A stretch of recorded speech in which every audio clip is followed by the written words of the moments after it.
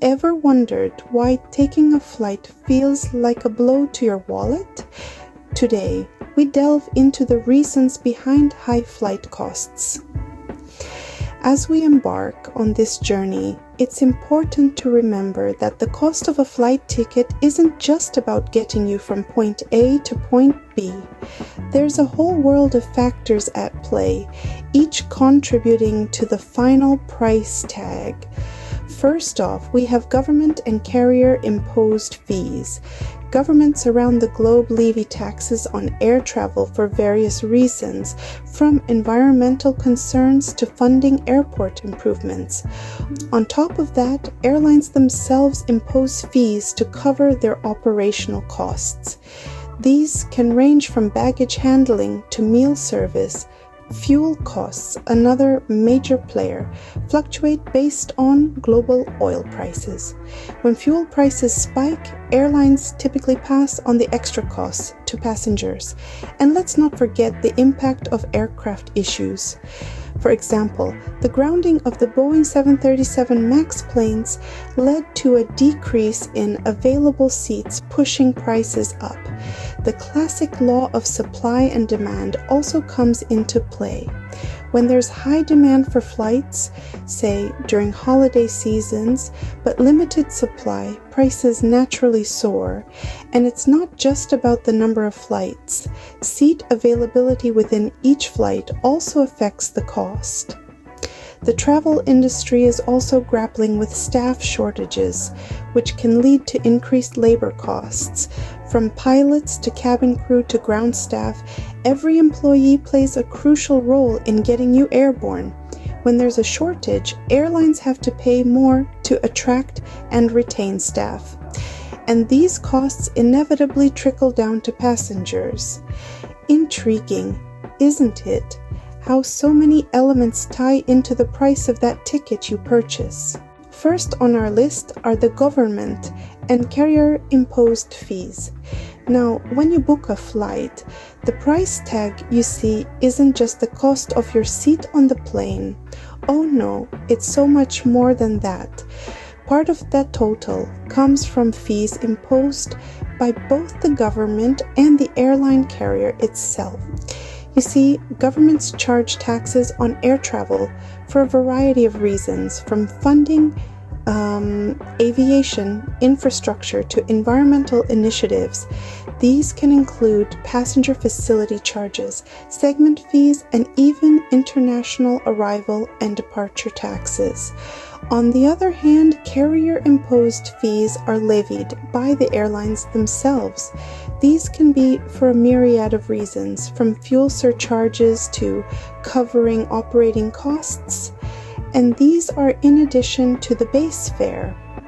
The thing about these fees is that individually they may not seem like much, but when they're all added together, they can significantly inflate the cost of your ticket.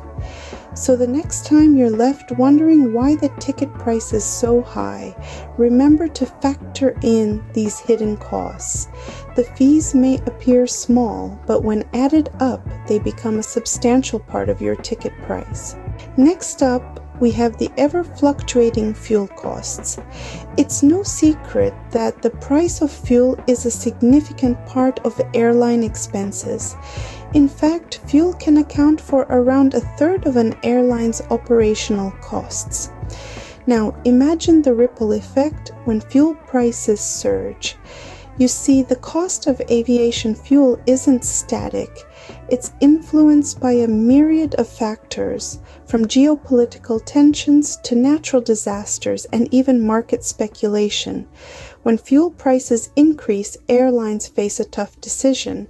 They can either absorb the extra cost, which can dent their profits, or pass it on to the consumer in the form of higher ticket prices. And let's be honest, the latter is usually the more likely outcome. But it's not just about the raw cost of the fuel. The process of refining crude oil into aviation fuel and transporting it to airports around the world also comes with its own set of costs. Add in environmental regulations and taxes, and it's clear to see how the cost of fuel can directly impact the price of your flight ticket. So, the next time fuel prices rise, remember it's not just the cost at the pump that's affected. Now, let's talk about seat availability and the supply-demand dynamics. Have you ever wondered why the same seat you're eyeing on a flight might have a different price tag each time you check? That's the magic, or perhaps the frustration, of dynamic pricing in the airline industry. Here's the thing: airlines are in the game of maximizing their profits, just like any other business. To do this, they utilize a system of dynamic pricing, which essentially means that the price of a seat on a flight can fluctuate based on a variety of factors. One of the key factors is seat availability. The more seats there are available on a flight, the lower the cost. But as those seats start to fill up, the price for the remaining ones tends to rise. This is because airlines assume that if you're booking close to the departure date, you're likely willing to pay a premium. But here's where it gets interesting. The price of a seat isn't just influenced by how many seats are left on the plane. It's also impacted by how many people are searching for flights on that specific route. This is where supply-demand dynamics come into play. Imagine you're searching for a flight from New York to London. If a lot of people are searching for the same flight, the demand is high. But the number of available seats, or the supply, is limited. In response to this high demand and limited supply, airlines will often increase their prices.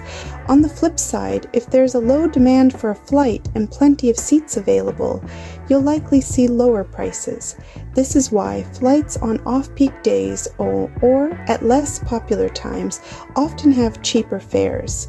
So the next time you're booking a flight, remember that timing is everything. The sooner you can book, the better your chances of snagging a lower fare, and try to fly at less popular times if you can. So, the early bird really does catch the worm, or in this case, the cheaper flight. Have you ever considered the impact of staff shortages and labor costs on your flight ticket? It's a question that might not often cross our minds, but it plays a significant role in the pricing of flights. Consider this: the travel industry is a complex machine that requires a vast array of skilled professionals to keep it running smoothly. From pilots and flight attendants to ground crew and customer service agents, each plays a crucial role in ensuring that your flight experience is safe, comfortable, and efficient. However, like many industries, the travel sector is not immune to staff shortages. These shortages can be due to a variety of reasons, such as retirements, changes in visa regulations, or simply a lack of trained professionals entering the industry. When there are fewer staff available, airlines have to compete with each other to attract and retain the best talent. This competition often leads to increased salaries and benefits for employees, which, while great for the staff, means higher operational costs for the airlines. These increased labor costs inevitably trickle down to the consumer in the form of higher ticket prices. In addition, when there are staff shortages, it means the existing staff have to work longer hours, often leading to overtime payments and further driving up labor costs. And it's not just the airlines that are affected. Staff shortages and increased labor costs also impact other parts of the travel industry, such as airports and travel agencies, all of which contribute to the overall cost of your flight. So the next time you book a flight, remember that part of the cost is going towards ensuring that the many professionals involved in your journey are adequately compensated for their skills and hard work. Indeed, it's the hard work of many that gets us safely from point A to point B, and that comes with a cost. Now that we know why flights are expensive, how about some tips to save money on them? Firstly, flexibility is key. If you can be flexible with your travel dates and destinations, you'll have a better chance of scoring a great deal. Mid-week flights, for instance, tend to be cheaper than weekend ones, and off-peak seasons, those are your golden tickets to savings. Next, use flight search engines to your advantage. Tools like Google Flights allow you to compare prices across different airlines and even suggest cheaper travel dates. It's like having a personal flight shopper at your fingertips. Lastly, don't overlook budget airlines. Yes, they might not offer the same frills as traditional carriers, but if you're willing to forego the extra legroom or complimentary snacks, the savings can be substantial. Remember, it's not about compromising your travel experience, but about making smart choices. With these tips in mind, navigating the skies might just become a bit lighter on your pocket. Let's recap what we've learned today. The cost of air travel is influenced by a complex interplay of factors. Government and carrier-imposed fees, for instance, are a significant component of your ticket price. Fuel costs also play a pivotal role, with fluctuations in oil prices directly impacting airfares. Seat availability and supply-demand dynamics further complicate the picture. When seats are scarce or demand is high, prices naturally rise. And let's not forget the human element. Staff shortages in the travel industry and labor costs can also add to your bill. But don't despair, there are ways to save.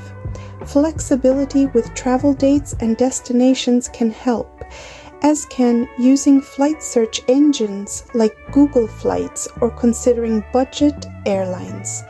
That's it for today, folks. The next time you book a flight, remember the factors at play and make the skies a bit friendlier for your wallet.